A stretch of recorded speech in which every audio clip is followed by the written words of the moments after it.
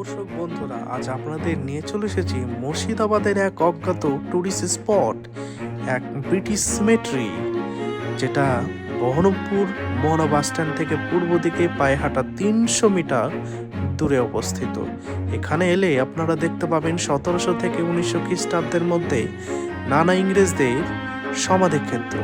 সমাধিক্ষেত্রগুলি কোনোটা গম্বুজ আকৃতি, কোনোটা মিনার আকৃতি, কোনোটা আবার পিরামিড আকৃতি।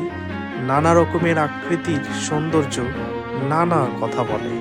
এই সৌন্দর্য উপভোগ করার জন্যে অবশ্যই আপনাদের আসতে হবে।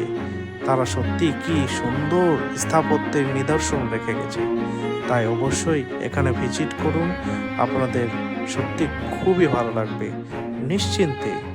তাই অবশ্যই ভিডিওটি দেখার জন্য ধন্যবাদ এবং আমার চ্যানেলটি সাবস্ক্রাইব করবেন নতুন